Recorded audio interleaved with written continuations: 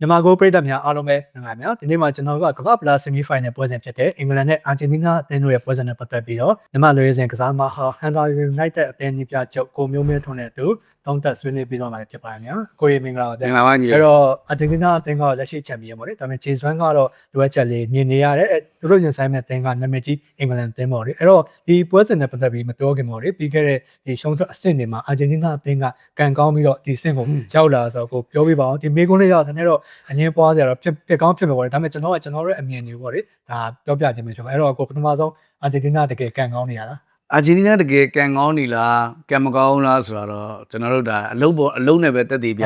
ဒိုင်ကူတွေပဲပြောဒိုင်မကူတွေပဲပြောဒါပေမဲ့သူတို့လိုချင်တဲ့အနိုင်ရလောက်ဖော်ဆောင်ပေးသွားတာတော့ဖော်ဆောင်နိုင်တာတော့သူတို့ရဲ့စူးစမ်းအားထုတ်မှုတွေဒါအတိမပြုရမယ်နောက်ပြီးတော့မက်ဆီရဲ့ရုံအားမက်ဆီရဲ့ဒီအသင်းပေါ်ဟိုဆွဲခေါ်နိုင်မှုဟာကျွန်တော်မထင်မှတ်လောက်အောင်ကောင်းခဲ့တယ်ကျွန်တော်ရင်တော့ဆိုရင်မက်ဆီကိုဒါဒီကမ္ဘာဖလားမှာအဲ့လောက်ထိခြေစမ်းပြလိုက်မယ်အဲ့လောက်ထိဆွဲတင်နိုင်မယ်လို့မထင်ခဲ့ဘူးဒါပေမဲ့ကျွန်တော်တို့ပြောင်းပြန်ကျွန်တော်တို့ထင်တဲ့ပြောင်းပြန်မက်ဆီကလက်ရှိကမ္ဘာဖလားမှာသူ့အသင်းကိုအာဂျီနာအသင်းကိုလက်ရှိစီးရင်ဖိုင်နယ်တွေကိုအကောင်းဆုံးဆွဲတင်နိုင်ခဲ့တယ်သူကိုယ်တိုင်လည်းဂိုးသွင်းများဆုံးစုမှာပါပင်နဲ့ရက်တီပြီးတော့အမြင့်ဆုံးရက်တီနိုင်ခဲ့တယ်ဒါအာဂျီနီးနားရဲ့လှုပ်ဆောင်ချက်နောက်တစ်ခုကျွန်တော်က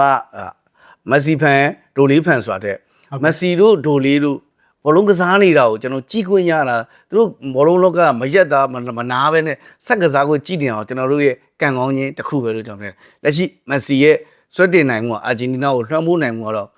ဘာမှပြောလို့အစွမ်းကိုပြေ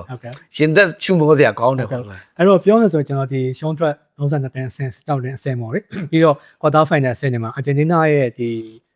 တိုင်လူကြီးတွေပေါ့လေဒီဆုံးဖြတ်ချက်ကျွန်းနဲ့ပတ်သက်ပြီးတော့ဒီပြည်သက်တွေကဝေဖန်မှုတွေတော့ရှိခဲ့ပါဒါပေမဲ့ကျွန်တော်အဲ့ပြည်ရက်တွေကိုပြန်ပြီးတခြားစဉ်းစားကြည့်မယ်ဆိုရင်ဒီကိတ်ဖာဒီနဲ့ပွဲတော့ဒီကိတ်ဖာဒီအတင်းရဲ့အမကန်ဆွမ်းဆောင်ရင်တော့အရင်ကအခက်တွေ့ခဲ့ရဲ့ဒီ agent နဲ့ပွဲမှာတော့ဒီအငင်းပွားပွဲတာဖြစ်ခဲ့ပါလေဒါပေမဲ့ဒါတွေကဒီဘောလုံးမဲတစ်ပွဲရဲ့အစိပ်ပိုင်းတစ်ခုပဲဖြစ်တယ်ပေါ့လေပြီးတော့ဆွတ်ဆန်တဲ့ပွဲမှာဆိုတော့ဒီအမ်ဘိုလိုကဒီဟန်ဆောင်ခဲကြလို့ဆိုပြီးတော့ထုတ်နိုင်ရတယ်အဲ့ပေါ်မှာလည်းပြောဆိုမှုရရှိတယ်ဒါကဒိုင်နူးရဲ့ဆုံးဖြတ်ချက်တာဖြစ်တယ်ပေါ့လေအဲ့လိုဒိုင်နူးရဲ့ဆုံးဖြတ်ချက်ကြောင့်ဖြစ်ခဲ့တဲ့အရာတွေဒီမက်ဆီရဲ့အခုခုနပြောလို့ပဲမက်ဆီရဲ့အာဂျင်တီးနားအသင်းကိုဆွဲခေါ်တာဆွဲတင်ပေးတာမက်ဆီရဲ့မှော်ဆန်မှုတွေနဲ့ရောထွေးလိုက်လို့တော့မရဘူးလို့ကျွန်တော်ခင်တာပေါ့ဒါကဟိုဖြစ်ရကတသက်ပေါ့လေသူကတသက်ပေါ့အဲ့တော့ဒီဆက်ပြီးပြောမှဆိုရင်ကိုယ်ဒီမာရာဒိုနာကိစ္စဆိုရဲကွာ1986ကမ္ဘာဖလားမှာလက်နက်ပုတ်ပြီးကိုးသွင်းတယ်ဒါကဒိုင်နူကြီးကခွင့်ပြုလိုက်တယ်ဒီဒိုင်နူကြီးရဲ့ဖြစ်ရတာဖြစ်တယ်မာရာဒိုနာကိုယ်တိုင်ကလည်းဝင်ခံတယ်သူကိုယ်တိုင်လည်းဒါလက်နက်ပုတ်ပြီးကိုးတရားပေးတဲ့လက်နက်ဆိုသူကိုယ်တိုင်ဝင်ခံခဲ့တယ်အဲ့လိုအချင်းချင်းမျိုးပေါ့လေဒါကြောင့်ကစားမရဲ့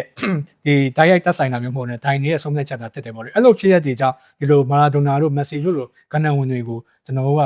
ဟိုပုံဖြတ်လို့မရဘူးကျွန်တော်ပြောချင်တဲ့အထိပ္ပယ်အဲ့လားပါသူတို့ရဲ့ image ကိုဆွဲချလို့မရဘူးသူတို့ကဒီဖြစ်ရတစ်ခုတည်းနဲ့နာမည်ကြီးလာတယ်မဟုတ်ဘူးထင်ရှားလာတယ်မသူတို့လောက်ပြခဲ့တဲ့ပေါ်ဆန်မှုတွေကဏ္ဍဝင်ဆန်မှုတွေအများကြီးရှိရတော့ပေါ့လေကျွန်တော်ကအဲ့လိုမျိုးတွေတော့မြင်မိတယ်ပေါ့လေအဲ့တော့ဒီပွဲအကြောင်းပြန်ပြောမယ်ဆိုရင်ဒီအင်္ဂလန်တင်းကလည်းကိုခြေစွမ်းက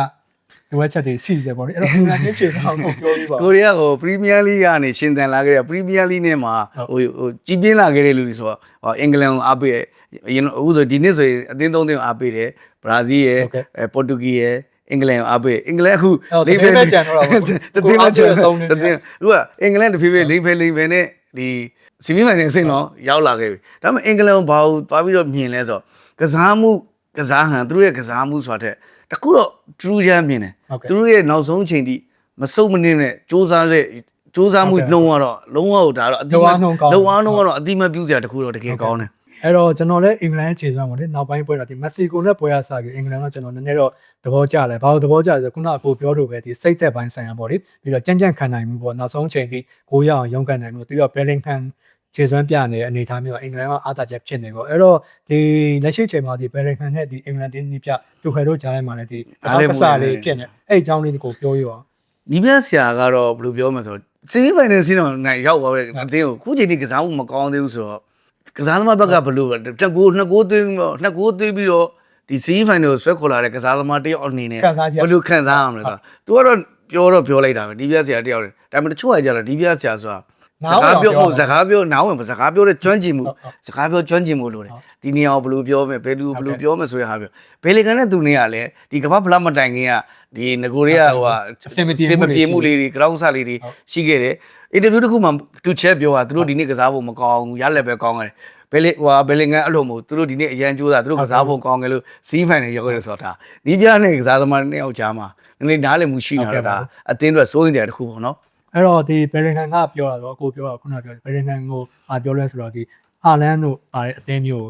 ကစားရဒီလောက်ပဲရမှာပေါ့အဲ့လိုပြောရဲသူကမကစားဘူးလို့အဲ့လိုပြောပိုပီကိုပြန်ဖက်တာသူအဲ့လိုအဲ့အချိန်မှာဒီဟာရီကိန်းကဒီဂျားထဲကနေပြီးတော့သူကဝင်ရှုပ်တာပါလဲဆိုတော့ဒီတူဖယ်ဘက်ကနေထောက်ခံတဲ့စကားပြောတော့ပိုဆိုဒါကအသင်းကောင်းဆောင်တယောက်အနေနဲ့လည်းမပြောသင့်တဲ့စကားပါလေဘယ်ရန်ကန်ဆိုတာလက်ရှိချိန်မှာအင်္ဂလန်အတွက်အရေးကြီးဆုံးကစားသမားဖြစ်နေတဲ့အချိန်မျိုးမှာသူတို့ပြဿနာကအင်္ဂလန်တင်းခဲ့ဒီအာဂျင်တီးနားနဲ့ဆီမီဖိုင်နယ်ပုံမှာဘလောက်တက်ရောက်မှုချင်းပဲကျွန်တော်စောင့်ကြည့်ရမယ့်အနေအထားဖြစ်ပါတယ်အဲ့တော့ဒီအာဂျင်တီးနားနဲ့ဒီအင်္ဂလန်ကပေါ့လေတမိုင်းကြောင်းရတော့ဒီ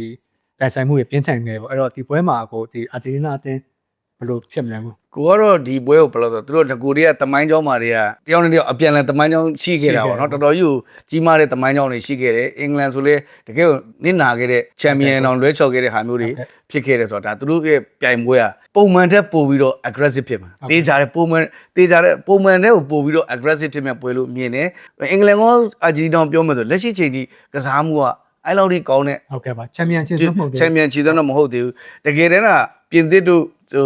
စပိန်တို့ကတွေ့ခင်စောစီအိမ်ပြန်သွားနိုင်တဲ့အနေအထားမျိုးရှိခဲ့တယ်ဒါပေမဲ့ဒီနှစ်သင်းစီးဖိုင်နယ်တွေ့တဲ့ခါကျတော့နှစ်သင်းလုံးကသူမသားကိုမသားဖြစ်နေဒါပေမဲ့ကျွန်တော်တို့သိကြတယ်အင်္ဂလန်ဘက်မှာပို့ပြီးတော့အားတာနေ ဟုတ်ကဲ့အဲ့တော့သူတို့နှစ်သင်းကဒီတမိုင်းကြောင်းကဘယ်လောက်တောင်ပြင်းထန်လဲဆိုတော့ဒီ Falkland ကျွန်းစုအရေးပေါ့လေဒီ1980ကျော်ခုနှစ်တင်မှာအာဂျင်တီးနားအရင်ပိုင်ထားတဲ့ကျွန်းစုပေါ့ဒီနောက်ပိုင်းကျတော့ပြည်တိုင်ကသူကိုလိုနီလောက်ပြီးတော့ဒီ Falkland ကျွန်းစုကိုရှာသွားအဲ့ဒီအချိန်မှာနောက်ပိုင်း1980ကျော်နေတာဟုတ်လေသူတို့စစ်တွေဖြစ်ကြနှစ်နိုင်ငံကစစ်ဖြစ်တာရက်ကရက်40ကျော်လောက်ပဲကြာပေမဲ့လည်းဒီအသေးတောက်တွေများခဲ့ပေါ့အဲ့ဒီရဲ့ရန်ညိုးတွေကဒီ